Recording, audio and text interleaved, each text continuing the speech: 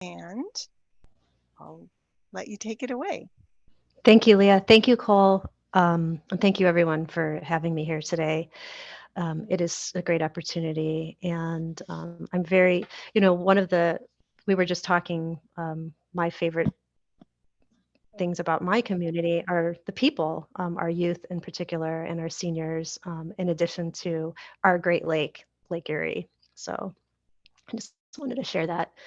And so today, let me start here. So I have been working with the library for 10 years and really implementing, people-centered programming, following their lead, and that has led to really sustainable programming in the long run for the library branch that I managed. Prior to my current position, I am now the manager of the Cleveland Public Library's the People's University, and currently, my first project that I've been working on is in partnership with the mayor, Mayor Bibb of Cleveland, and in addition to the library system as a whole, to implement engagement efforts to support the citywide reading campaign for Cleveland residents to collectively read 1 million books and minutes. So that's what I've been up to the past few months, and we have kicked off this reading initiative January 1st of 2023, and it will be going on for the whole year. But what I'm going to be sharing today, oops, I apologize, the slideshow,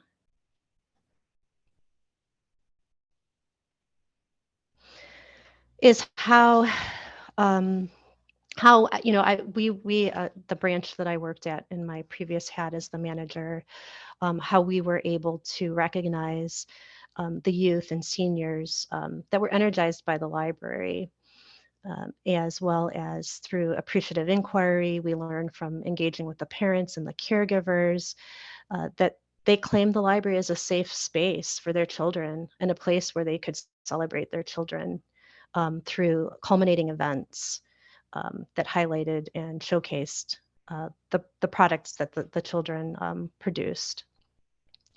And then in addition, youth and the seniors were really, we really, the staff and I were able to guide them and support them so that they felt empowered to make their community a better place. So how did this all start? The genesis of this this road, this path. I'm going to give you a little background about the branch, East 131st Street. It serves 3 neighborhoods: the Corlett neighborhood, the Mount Pleasant neighborhood, and the Union Miles neighborhood. And we have 4 partner schools, 2 of which are within a block of the library branch. So after school, we receive about 80 students on a normal day. And it's a very, very kid-friendly branch. The population, we serve over 38,000 residents, and 90% are African American, and it's about 53% that are under 18 years old. The median household income is 23,000. So I'm just giving you a framework of what the patrons that really have committed and adore the East 131st Street Branch Library. Snapshot. So when I arrived in the end of 2018, um, some of the challenges and opportunities that were presented to me, um, and was that our board of directors had approved the facilities master plan, and the branch, the East 131st Street branch, was on the list for the first batch of branches to be renovated or for new construction. This branch in particular was was to merge with another branch, and there would be new construction, but the initial site was a mile away. Well, and that was based on some of the stats, the very low circulation, low attendance, low literacy rates. 64% of the adult residents, had a 5th grade reading level. And then there was also high crime. And so the thought was to merge two small branches and build a new branch. So I thought, okay, great. I'm a new manager here. I'm going to tap into my background of urban planning and, you know, utilize some tools that I had previously used in my previous position prior to joining the library. And that included design charrettes with the community, things like that to help create and design a new branch. Well, what I learned from this appreciative inquiry process with the community was that they were not happy about this. So I was faced with this challenge, which became an opportunity that they did not want their library branch to close. This was a pedestrian-friendly community. Everybody walked to the branch. Relocating the branch a mile away would cause it would just be very difficult for them to get to.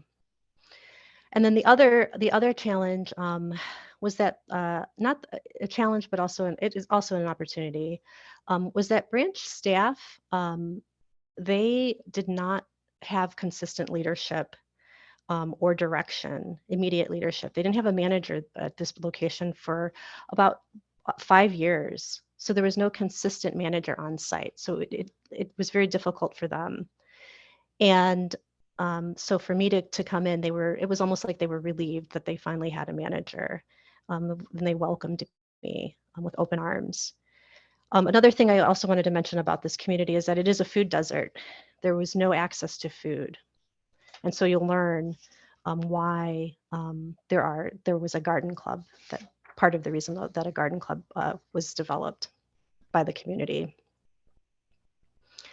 So faced with these challenges and these opportunities, I came upon a book that I bought it, I own, by Rebecca Smith Aldrich. And it's the book is Sustainable Thinking, Ensuring Your Library's Future in an Uncertain World. And this comes right from page 60.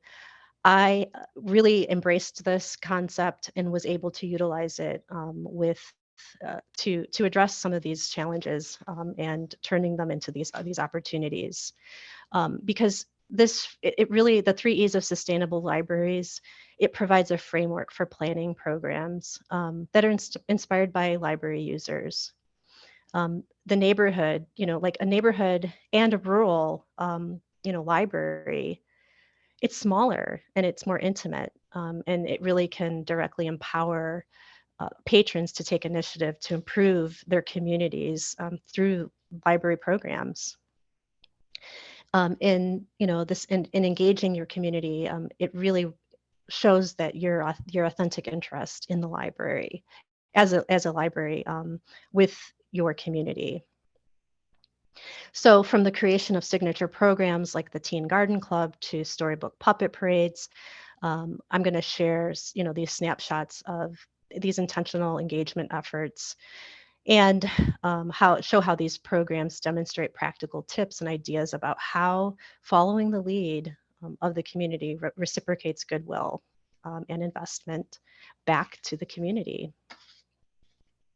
and to the library. So there is the, within the community, we are, you empower the community members to take control of their lives and the lives of their children and to make their neighborhood better through access to information and programs provided by the library. Through our appreciative inquiry process, we had learned from the parents that they, we would offer these system-wide. We would offer family engagement programs, and we just weren't getting the numbers, and even at the branch. So what happened from this appreciative inquiry process and meeting with the families and the parents and the community at large, we learned that the parents are working 2 to 3 jobs to make ends meet. So they couldn't participate in family engagement programs. They just didn't have the time. However, their children were told to go to the branch after school, or even during the summer months. The children were at the branch throughout the whole day in the summer months. So the only way that they really could participate is if we had a culminating event. So then the programs at the branch shifted from really being designed for activities that led up to a culminating event. And then that culminating event, the entire community was invited to attend the culminating event, which could have been, which was a puppet parade or a newspaper fashion show, things that were very sustainable. That was another component. Is the limited resources we had, we really had to tap into supplies and materials to help us create these programs, to actually do the making. And every piece that was made is reused for future, and it just continues to grow. And you'll see as I go further into this presentation here. So the library, our mission, Cleveland Public Library, is the People's University, the center of learning for a diverse and inclusive community. And one of the things, in addition, is I found that our values go beyond the traditional customer-based service model. This center is not only the center of the community, the library is the center, but our service model, our patrons are the center as well. And so this traditionally our service model was customer-based service model that was driven by the needs of our community. There was a shift though with our values, our newer values here, where it became more of a focus on identifying the assets within our communities to implement a community-inspired service model. So that that it's just a different approach. So putting our values into practice, we implemented a community-inspired service model that you'll see here. And I had this experience from being an urban planner in my previous career. And so I was able to tap into some of these processes, to bring to the table. And staff were at first staff were a little, confused. It was a different concept for them, but they got it. And staff and I were able to really follow the lead of the community to support patrons by creating an experience-based ecosystem where users they're part of the program and the service design within and outside of the library. Library services, became intentionally connected to those programs and applied to real life to affect positive change, and highlighting enthusiasm demonstrated in patron participation and patrons facilitating programs as an acceptable outcome to measure success. That's really kind of what we ended up doing. And you'll see from some of the examples I'm going to be sharing, such as the Valentines program and the Story Time Puppet Parade program. So when we started to really work with, what I did was I did this community asset mapping, pulled this tool from the urban planning background, and was able to utilize this for staff meetings as well as community meetings. So we would basically, it was really to help show the community's strengths through photographs. So we implemented photography. The photography comes from my art background, so I was able to tie that in. And it really became a really relevant piece to the puzzle because of, especially with our youth, because they're constantly taking photos on their phones using their mobile devices, and and their iPads and Kindles. So the community asset mapping process, it really makes us look at communities from the standpoint of their strengths rather than their deficits. By shifting our point of view, we can shift people's attitudes. And one of the things is like we had youth who were being we were going to be hosting visitors from another country, from Israel, and the youth just couldn't believe that anyone would want to come and visit them. So this process really helped them see that they have a lot to offer, and their community has a lot to offer. So this was a really great tool to help them see and change the attitude about themselves and their community. So when community members, rather than outside groups, um, you know, map community assets, the new resources get revealed. And photography is, I think, the perfect medium for flipping the audience's perspective. We use photography to identify and document the strengths within the community and see how resident spaces and community organizations become assets.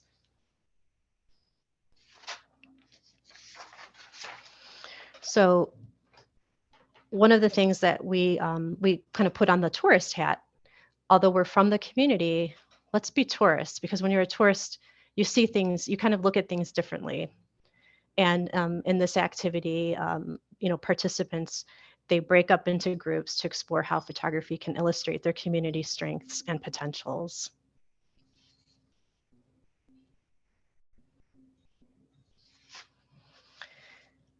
And with that, the community asset mapping, these were the instructions. They gathered the things that they needed, which this activity doesn't really need a lot of equipment. It really just requires a smart device, ideally a smartphone with an Instagram app installed. Several smart devices are encouraged, but not necessary. I mean, you can have one device and the rest of the group can actually use that one device to take photographs. It can be shared. The other thing is the smart device will just have to be able to download the Instagram app, and that's one of the requirements for this particular asset mapping project. And then they're provided with a worksheet with prompts. I use the Getty Unshuttered template, and at the end of the presentation, there is a resource page that can link you to that Getty Unshuttered template. And it helps, guide the photo taking during the walking tour. And just pens and pencils and a clipboard, a timer, and a map to identify what route each group is going to walk in their neighborhood. So the step 2, they split up into their teams and their roles. And the roles include a photographer, a timekeeper, a recorder to take notes, and a navigator. And then what they can do for step 3 is they create an Instagram page. And this is typically created in advance. And there are two ways to do this with the Instagram page. Each group can create their own team name as their Instagram page. Or if one time we did an entire group Instagram page so that it was just easier. So when the group went out and photographed, they just tagged the name of that page that was created. So there are 2 options. And then the other piece is during the walking tour, the step 4, and you want to give them 30 to 60 minutes, depending on how large the group is. Each group began their assigned walking tour using the Instagram app. Each group took photos in response to the worksheet guide questions, and then they geotagged the location. And that's how we were able to map the assets within the community. And then step 5, linking photos and narratives to the map of the neighborhood route. And that was an opportunity for them to add, comments and additional narratives to each photo. And then step 6, we shared and reflected. The photo sharing session, consists of participants photo walking tour experiences. Each group shared 1 or 2 photos with the larger group. The number of participants at the session really determined the number of photos discussed and the amount of time given to each group to talk about their photos. And again, like as the facilitator, the main goal is to help the group reach a consensus on a caption or narrative of the photos discussed. And guiding questions for participants when sharing thoughts when taking the photos, as you will see. So these were some of the guiding questions. Excuse me. What is seen here? What is really happening? How does this relate to our lives? Why are things this way? How could this image educate people or change the way we think? And what can I do about it?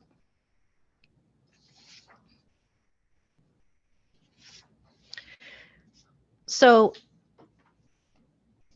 I want to give you a little background about the Valentine's Garden Club. At the beginning, when I arrived as the new branch manager, there were two challenges that I was faced with, and one was that the children in the branch were constantly being thrown out of the branch because of their behavior. These were, middle schoolers and high schoolers who were really just testing authority, or just being loud. They were being developmentally what they were supposed to be doing. That's what they do, and the staff didn't really know how to handle that. So they would kick the kids out, and I just said, "Oh, we can't do this. This is a safe space for them." So the second challenge was brought to my attention after meeting with the community to learn from them what their expectations of the library were and to learn how they used the library. Um, Elders from the community that spearheaded the First Street Coalition and the Corlett Garden Society shared their frustration with the children in the neighborhood for ripping out the plants that they planted in the planters along the East 131st Street corridor. In both scenarios, I did ask staff, and I also asked some the elders in the community if they had actually taken the time to talk with the kids, to really find out why this was happening. And of course, they hadn't. They didn't, neither felt comfortable really engaging with the youth, understandably so. And so I ended up convening 2 meetings. One was with staff, and the other was between the elders and the youth. And I invited both of them. I invited all of the attendees in the meeting to I just said, let's dream of a better future. Let's to strive for their dreams and to make the community stronger, for the long run, because we were committed. And so so what came out of this, I had assessed from the staff meeting that they hadn't had a leader in a long time, and they did not feel they could take initiative, nor did they have examples of how to engage with youth specific to their, development, youth development. And what came from the meeting between the elders and the youth was that the youth admitted to pulling the plants out, but when asked how would that make them feel, asking the youth if plants that they planted were pulled out. And of course, they responded, saying that that would make them mad and they would have hurt feelings. And so taking it a step further, the question was posed to them what they would do differently going forward. And so the youth, being harder on themselves often, stated that they would help plant and care for the plants throughout the summer. And so this is how the Valentine's Garden Club was created.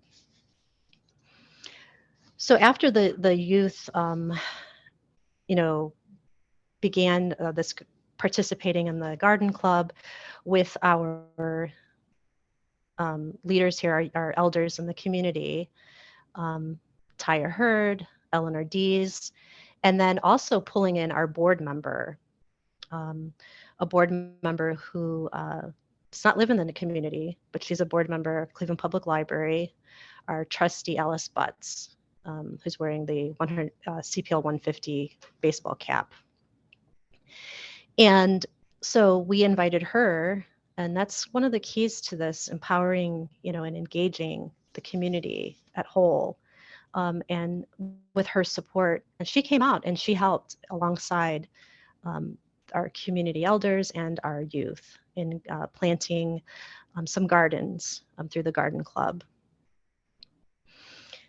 So with that support, and then the youth from the garden club, they ended up wanting to do more for the community. They really enjoyed it. They just had a great time, wanted to do more for the younger children in the branch, as well as just making their community a better place, but didn't really know how to do it. So knowing that we have a sister library in Beishan, Israel, who have adopted and implemented for several years now the Beehive model. And this Beehive model is a youth development initiative. And through the Beehive, the teens at the Beishan Library, they're volunteer and they're empowered to create and manage the library programs at that branch. But they also run the entire library system, or the library in Beishan. And there's only one adult who's the executive director of that branch, and the rest are teens and tweens. So the Beehive, we invited them through a partner, the Jewish Federation, to visit Cleveland Public Library, and we hosted them at the branch. And the teens came from Beishan, and they brought their model to the Cleveland Public Library to not only train staff, but also to train the teens at East 131st Street, so that they could implement and their own ideas of how they wanted to really give back to their community. And during a podcast that both teens from Beishan and East 131st Street created together, that's when the name Volunteens was coined by the East 131st Street Volunteen named Brittany. And she's the one sitting there with the pencil looking away. But she was the one who coined the Volunteens.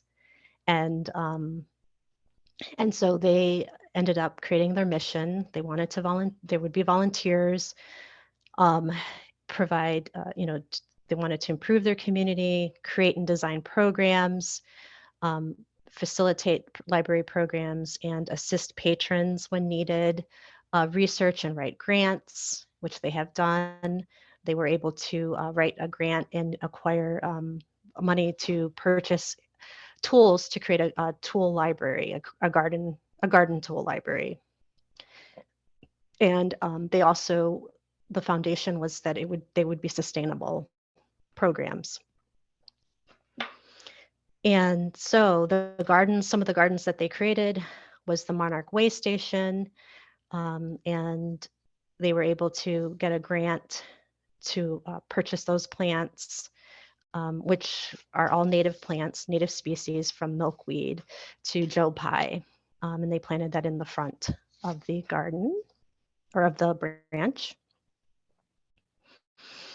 And then they came up with all of these programs, and these became the annual programs for the branch, and really significant. They were signature programs to the East 131st Street community. Again, the community, it is a food desert, and so it was really important to grow food, but also to grow native plants to support the pollinators. And so the annual programs, they create in February seed heart bombs from the seed saving workshops and that they conduct in the fall for Make a Difference Day that they host in October. These are all led and facilitated by the teens. The Global Youth Service Day is combined with Arbor Day and Earth Day. One year they adopted these saplings from a 250-year-old Moses Cleveland tree, who was one of the first settlers of Cleveland, and he had planted a bunch of white oaks throughout Cleveland. And so there were saplings that they transplanted from one of the trees and adopted it and planted it in the reading garden of the library. And then the First Street Beautification Day is in partnership with the First Street Coalition and the Garden Society, where they invite the entire community to the branch and they plant seedlings and saplings that they've started throughout the neighborhood, and they repopulate planters along the 1 mile East 131st Street corridor. And then they care for them throughout the summer. And then in partnership with the city of Cleveland and the Sustainable Cleveland Department of Sustainability, we were able to create a workforce development program for the teens by the Rain Barrel program. And the teens ended up creating a video tutorial on how to install rain barrels. And they also helped distribute the rain barrels to residents and set them up on site at the homes. Then throughout the summer months, they have a metamorphosis raising monarch butterflies program where they teach the younger kids about metamorphosis. They usually will bring in a milkweed leaf that has a monarch butterfly seed, egg on it. They bring it in for the children to see and observe. And it's great because the younger children will get on the computer to look up, okay, well, what's going to happen next through this process? And they're really kind of collecting data and watching and drawing and sketching their observations of this process. And it's so fun. And then at the end when the butterfly or the caterpillar metamorphosizes into a butterfly, they have this huge release party in celebration of the monarch butterflies. And then in Make a Difference Day, as I said, it's a neighborhood cleanup where they will transplant plants that are annuals and bring them inside and care for them. It's kind of a science project.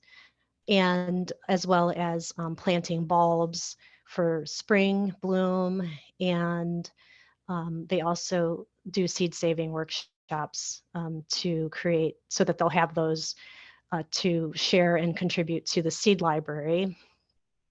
But they also use them to create seed heart bombs, which are really cool and fun. And they give those out for Valentine's gifts. And then they also have a DIY terrarium program in December. And then the seed library is in partnership with the Hummingbird Project. They do all the legwork to get all the seeds, everything together, germinate the seeds, package them, and we're able to have them at the branch for patrons to check out each month between April and October. And that's usually kicked off during Earth Day in April. And then again, the Garden Tool Library. The Garden Tool Library is a year-round program because the teens learn that with the shovels, they can actually help seniors in the neighborhood by shoveling their driveways and sidewalks. These are just snapshots. All of these photos were taken by the volunteers, and they have what they have is their own Instagram page that was created for one of the the community asset mapping activities. And I have that as a resource too. Everyone's welcome to check it out on Instagram. It is the Corlett_Valentines. But you can see their heart seed bomb, and they attach it to a piece of paper with the information. On the back, it lists all the seeds that could potentially be inside that seed bomb. And then the one photo is of the um, one of the trees that they were planting, and more plants that they're planting. And then there's the seed library. The cool thing about the seed library is that the wooden box, the teens were able to laser engrave it in our tech central, so that the actual artwork and design of the seed library on the box. And then again, the metamorphosis project, the monarch butterflies, and more gardening. And then another thing that they do is they put the common name and the scientific name of the plants. They laser engrave those on the jumbo size popsicle sticks, so that they can identify the plants each year um, that they have planted. And then the milkweed seed pod was harvested for their seed saving project. And then one of their terrarium projects. And then this is the rain barrel program. And what's really great about this garden program is that during COVID, and I don't want to forget to mention this, the teens that spring 2020, they were going to be they were going to be participating in being, it's called Youth Opportunities Unlimited. So it's an employment program for teens throughout the city, and they were going to be able to get a little stipend to do the garden program during the summer in the community. Well, COVID hit and everything shut down. And so they were devastated. They were really relying on those extra funds. And so with our amazing partners in the community, the elders from the First Street Coalition and the Garden Society, in addition to one of our wonderful partners, MyCom Mount Pleasant. MyCom Mount Pleasant is really dedicated to youth empowerment programming. And so they had a grant. We got together. I shared this dilemma, and what could we do safely during the summer of 2020 while things are shut down. And gardening was a great opportunity because it was outside. They could distance themselves. Each student would be assigned to a planter along the 1 mile corridor to care for. And so First Street Coalition ended up applying with the students for a grant to receive a monthly stipend. So the First Street Coalition was able to distribute the stipend. They applied to the MyCom organization, got the grant, and then they were able to actually receive a small stipend each month for gardening in the community. So another wonderful program that the Volunteens created is the Puppet Parade program. And it was really part of the summer reading club. They wanted to make things. They wanted to bring their books to life. And so what they ended up doing is, reading their favorite books. And then we ended up figuring out how to make these characters into puppets. And so, parades and processions, they're really important because they can take over a public space and transform it into a place where anything can happen, from dragons to rainbow fish to hummingbirds. and people, just being able to dress up in costume. And what we did was we opened with a marionette version of book characters from Pete the Cat to the Hungry Caterpillar, and paraded down the street of the East 131st Street corridor while reading aloud. But really, the reading ended up turning into singing, and singing aloud the books that were read over the summer month for summer reading club. So this was our culminating event. And again, both the garden club programming and this puppet parade program really became culminating events that invited the entire community. And as you can see, the community are, in the procession in this image. And it just brought life and reclaimed the street for the children. And it was really a wonderful. And they do it every year. The puppets do not go to waste. They are reused every year, and it grows. They create new characters and new puppets, and there's always a puppet for someone to carry. So, just being able to, it really, the puppets make thoughts real.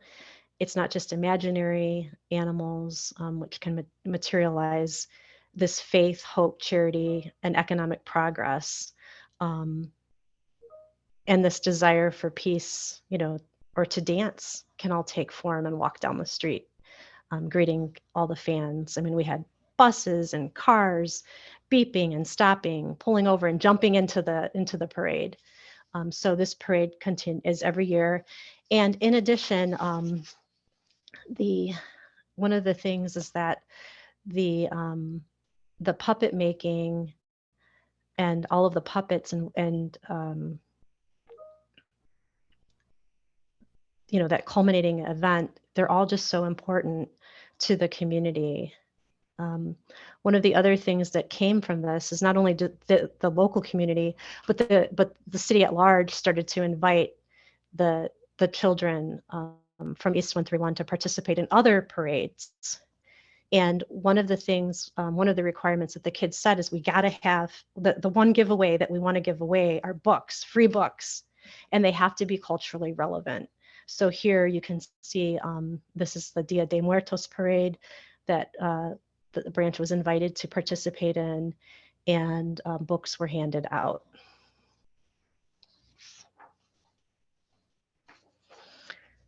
So some final thoughts in regards to these sustainable programs and that are led by the community is the benefits is that patrons that are empowered to continue taking the lead when there is staff transition and turnover. So for example, when towards the last couple months that I was at the East 131st Street branch, many staff, there were probably 3 of us left. So there was a transition happening, and staff were applying and actually moving on to promotional positions in the system. So with the lower number of staff, the patrons still continued facilitating the programs for the community. So that was that's definitely a benefit.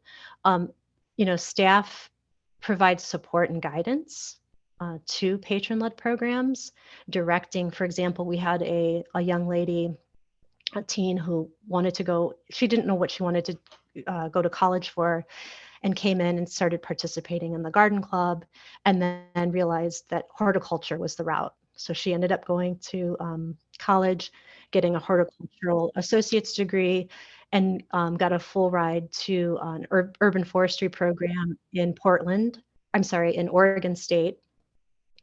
And she reached out and said, I want to come back to the neighborhood after I get my urban forestry degree and open up a native nursery, native plant nursery in the neighborhood. And she even identified the building that she wanted to. It's an abandoned old firehouse.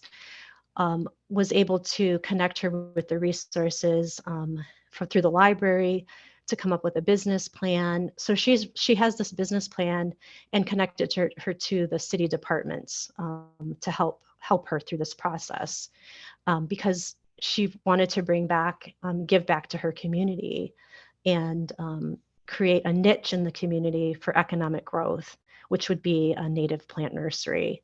She hasn't done it yet. When she finishes, she's got another year. When she finishes, she's going to return, and that's her plan, is to do that. And then the other piece of this is that the next generation of youth take over the programming. It's a train the trainer approach, which is great. And the older children, or the teens, they teach the younger children, who assume their roles, and so it continues, and it's sustainable. Some of the challenges, now that I'm not at the branch, they're in transition. They have an interim manager who is very supportive of community-inspired service model, but there is that potential case, if a new manager comes on board, are they going to support this community-inspired service model? That could be a potential challenge. And some staff, they may resist a change in the service model at first, but that can happen. So that's a challenge to be prepared for. And then youth age out of the program as they go off to college or start employment. But again, going back to them teaching the younger generations, that's where it will remain sustainable. So now I'm going to open it up for questions. Great, we have some. So Okay. I'm going to start with the very first one that came in. When you were talking about appreciative inquiry, this is a new concept for probably several folks. So if you could talk a little bit more about what that is, and what, a little bit more background on that would be great. Yes. So, the appreciative inquiry process is really, it's a different approach. I know it's a little different, because we, as libraries, we are really about literature, promoting the literature, connecting people to the resources that they need. But it's taking it a little step further and finding out what the patrons can actually bring. It's like kind of shifting gears, so that it really is based on the concept, just that asset-based, rather than the need-based community development approach, that recognizes that the community members they're pretty resourceful, and utilizing their own assets on the principle of regenerating the new resources to contribute back into the same community where the resources come from. I hope that answers the question. I can't see the chat, so I'm sorry. No, that's I'm sorry you can't see it, but Thank you. we do have another question about just more specifics about the rain barrels, and how did that partnership work, and in that they, how did the funding part work? People are interested in that. So it's the funding came from the city of Cleveland, the sustainability department, and through Youth Opportunities Unlimited, which is a youth employment opportunity for our teens. And so the teens apply to the Youth Opportunities Unlimited. They're also grant funded, and in partnership with businesses, local businesses in the community, bringing all the grants for the purchase of the rain barrels and the equipment that goes along with that, as well as the grants that support Youth Opportunities Unlimited to create the stipends, and then the businesses within the community that partner also contribute funds. So, there's several pools of funding that contribute to that. And then the teens receive a stipend and throughout the summer months to facilitate the Rain Barrel program. And the Rain Barrel program, it's also distributed not just at East 131st Street branch, but it's also throughout the entire city of Cleveland, the branches. There are other branches that also distribute the Rain Barrels. And teens from all over the city actually participate. But our teens at our branch participated as the staff to help distribute those Rain Barrels and created the video tutorial for residents and teaching them how to install the Rain Barrels. It's very great. That's very cool. Okay. So we have a couple questions related to the youth. Do you have, like, I'm sure it fluctuated, but do you have some ballpark ideas of how many youth participated in some of the programs that were happening? How many volunteers did you have, and how, and like, yeah. So we had 20 volunteers, and again, as they aged out and went on to college, the younger generation would come in and filter through. So that's kind of it's like a cycle, and it starts from the age of 10 all the way up to 18. And did you have and then when they had programs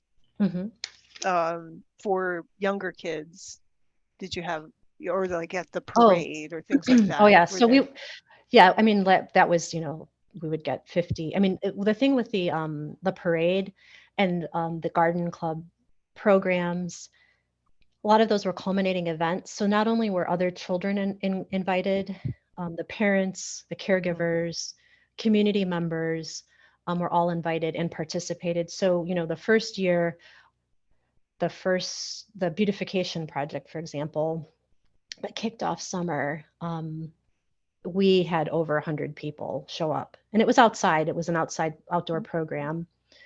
So that gives you a ballpark of what the numbers were prior to COVID.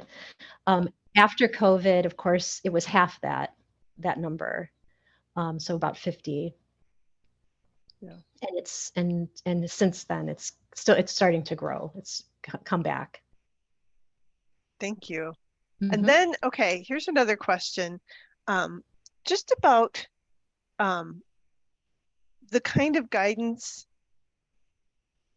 that the staff provided for the teens and in harnessing that, all their creative energy and ideas. Did you find that was, do you have any tips about that and how to nurture that and keep it realistic and all the kinds of things that can happen when you're working with a group of enthusiastic younger folks? Yes. So with that, with the teens and the tweens, so the approach that we utilized as a team, a staff team, was really, if, like, for example, I'm going to give you an example. The teens created this newspaper fashion show, and it was out of the lack of resources we had. We had to use newspaper, but how it started was the teens, they came to the staff saying, we want to do a newspaper, we want to do a fashion show, we want to learn how to sew, and we want to make fashion. And staff posed it back to them. Well, basically just asking them questions about, okay, well, how would you do this? How do you think you would do this? And then they would direct them to, like, the computer to do some research. We would send them off on, like, research assignments. Okay, you want to do this? How do you think you can do this? We knew the answers, right? But we didn't want to give them the answers. We wanted them to explore and figure things out on their own. Hence this, this inquiry process that we were implementing at the branch. And so they came up with, they would come back with their reports, their information. It wasn't like a formal report or anything. It could have been just notes that they had taken. And we would meet with them and talk about that. And then we didn't have material like fabric. So one staff person said, well, what we do have a lot of is newspaper. We recycle newspaper. So that's how the newspaper fashion shows came to fruition. And every year they have the newspaper fashion show. They design these amazing, I wish I'd shown photos, and I'm sorry I didn't, but that particular program, and they don't throw those fashions out. They reuse those fashions going forward. And they some of them, adapt them to new fashion. But it's really, yeah, that's the approach is really that inquiry process where we're giving the question back to the teens and tweens. All right, that's great. That's very helpful. Thank you. Mm-hmm. We have just a couple minutes left. I'm wondering if there's are there any other questions? If you have any other questions, you have a minute to type them in. And I'm just gonna give a second for that. I have all the questions. I have lots of questions. So I'm just gonna go ahead and ask one last question, Okay, which great. is when folks were doing that community asset mapping, can you Mm-hmm. give it some examples of some of the assets that they took photographs of? Well, yeah. So one of the assets, which was really interesting, was this abandoned fire station.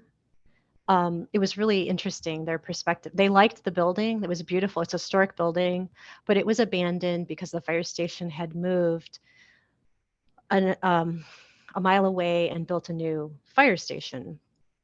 And to them, in many ways, that was like actually this is really for the elders in the neighborhood. That was symbolic of what would happen to the branch, right? If the branch were to close and relocate to a mile away, like this fire station.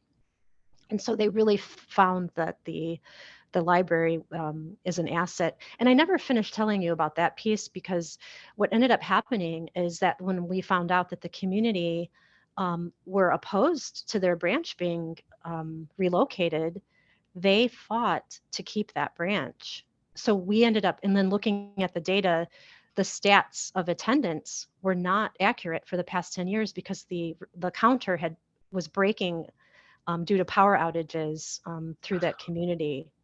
So, Oh we were dear. able to make a case to the board and say, hey, I don't know that this is accurate data that you're basing this on. And so the board ended up approving, to move this, to keep this branch for their community. That's great. Thank you. Thank you so Mm-hmm. much, Marina. This was, I think, inspiring to a lot of folks.